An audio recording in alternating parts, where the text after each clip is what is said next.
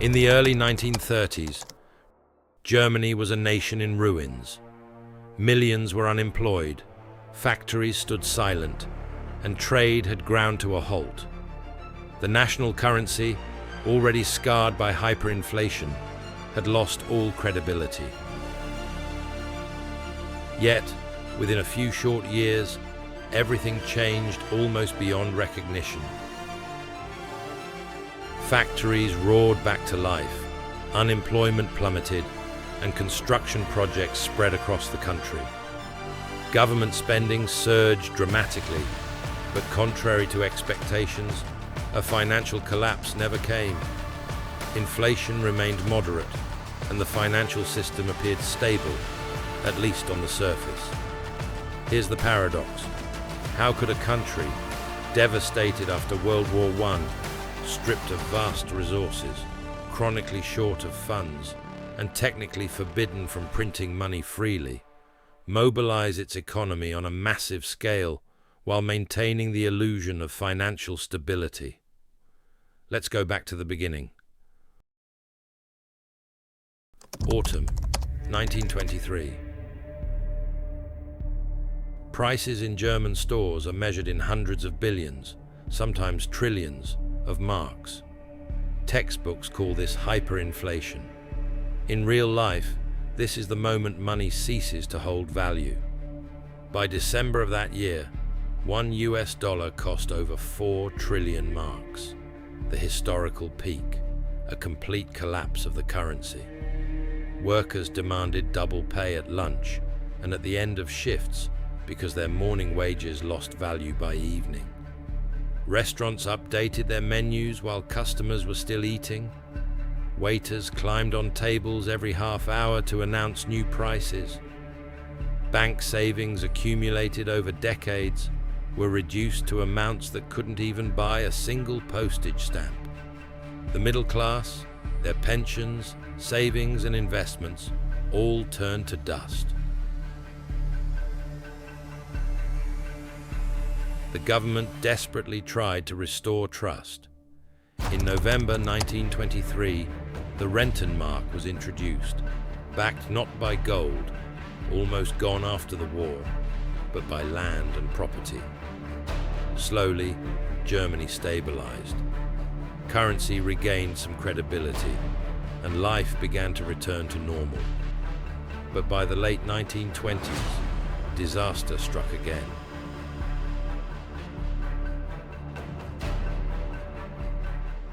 In 1929, the Great Depression began. Markets and production collapsed. By 1931, Germany faced a double crisis: problems in the banking system and currency, and factories closing. By the early 1930s, 6 million Germans were unemployed, about 30% of the workforce. In industry, unemployment soared to nearly 44%. Even in the United States, the birthplace of the crisis, such devastation was unmatched. Families went hungry, selling furniture on the streets to buy food. Here's a detail often overlooked because it shatters the convenient myth of the Nazis as economic saviors. Between 1930 and 1932, Chancellor Heinrich Brüning's government implemented severe austerity, slashing public spending by over 10%, raising taxes, cutting social benefits, all while attempting to stimulate credit despite plummeting demand. Scholars argue these measures worsened the crisis and fueled radical sentiment, paving the way for extremist politics. The Nazis didn't appear out of thin air.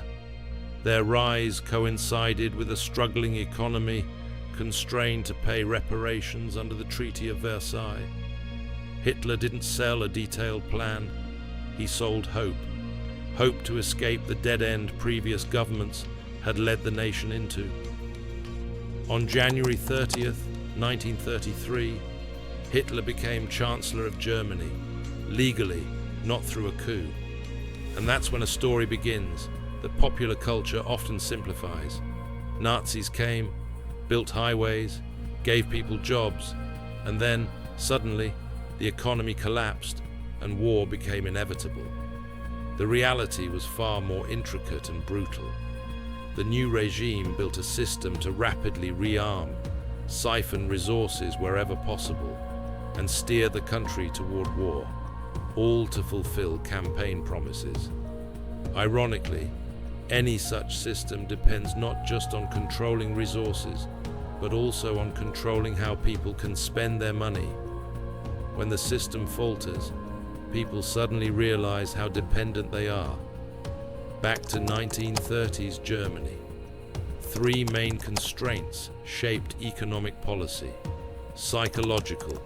Germans remembered 1923. Fear of unrestrained money printing could destroy trust faster than any propaganda. Legal.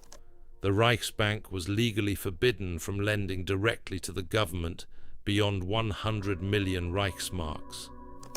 External. Germany lacked sufficient raw materials and foreign currency to scale production rapidly.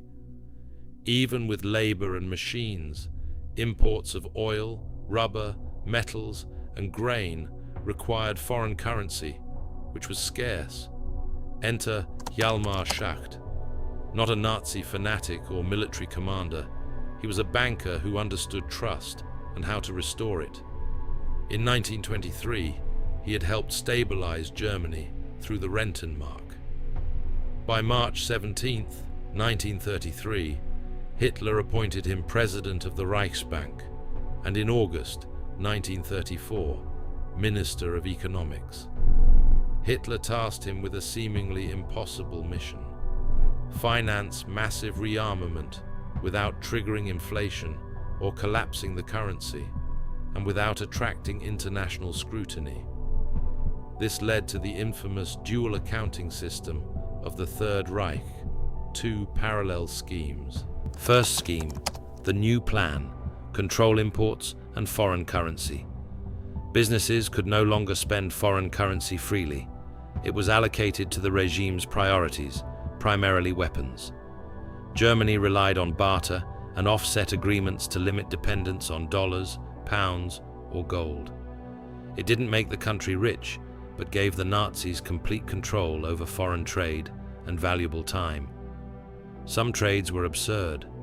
One US trade attaché reported a company accepted 8 million harmonicas for oil, another 200,000 canaries for a car press, and one film company even received a live hippopotamus as payment.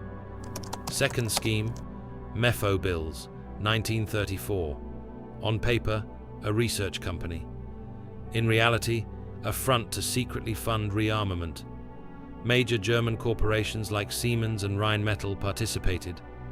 MEFO issued bills of exchange, backed by state guarantees, which manufacturers could cash through banks to pay workers and suppliers. To the outside world, these transactions appeared commercial, not government debt, an ingenious hidden financing mechanism. By 1938, MEFO bills in circulation reached 12 billion Reichsmarks. Germany accumulated hidden debts while maintaining the illusion of control. Observers saw only part of the picture, and fears of another war slowed any intervention. Yet every trick has a limit. As repayments were delayed, the rearming economy became increasingly dependent on this growing hidden credit. Here's where history is often misunderstood. People call this a pyramid scheme, implying Germany had no choice but to go to war to keep its economy afloat. Not quite. To stop, the regime would have had to cut military orders, admit financial manipulations, accept slower growth, which by the late 1930s was second only to America, and lose credibility with the public. But Nazi rule relied on constant demonstrations of power. By 1936, Germany had already violated key Versailles Treaty restrictions, tanks, aircraft, submarines, a modern army, but Hitler wanted more. That year, the four-year plan shifted focus from cautious financial policy to aggressive resource mobilization under Göring, aiming to prepare Germany for war and achieve self-sufficiency. Price mattered less. access to resources mattered most. The Reich invested in import substitution, synthetic fuel, and rubber projects. Market logic made no sense, but military logic did. Tanks don't run without oil. Planes don't fly without rubber. However, hidden obligations couldn't stay invisible forever. Money grew, but it went into weapons, not consumer goods, creating shortages and hidden inflation. Schacht warned in November 1937, "The economy is overheating, spending is out of control," yet Hitler ignored him. Schacht resigned as Minister of Economics, but stayed Reichsbank president for a while. Documents from the Nuremberg trials show a Reichsbank telegram to Hitler on January 7, 1939, warning about inflation risks from MEFO bills, curb spending, or face collapse. Schacht was removed that month. The regime needed resources Germany didn't have. They gained them through annexations. March 1938, Austria, Anschluss, access to currency, gold, reserves. September 1938, Sudetenland, Munich Agreement. March 1939, occupation of Czechoslovakia, industry, resources, workforce. September 1939, Poland, agriculture, raw materials, labor, infrastructure. Each conquest increased coercive power. Germany controlled currency, trade rules, mandatory payments, and labor. Europe became a financial system centered on Berlin. War became not just ideological, but a way to solve resource shortages. France provides a clear example. After defeat in 1940, Germany forced daily payments of 20 million Reichsmarks, approximately 400 million francs, adjusting amounts over time. Forced labor expanded to prisoners and workers from occupied countries. Corporations like Siemens and Krupp directly benefited. Anti-Semitism became a financial operation.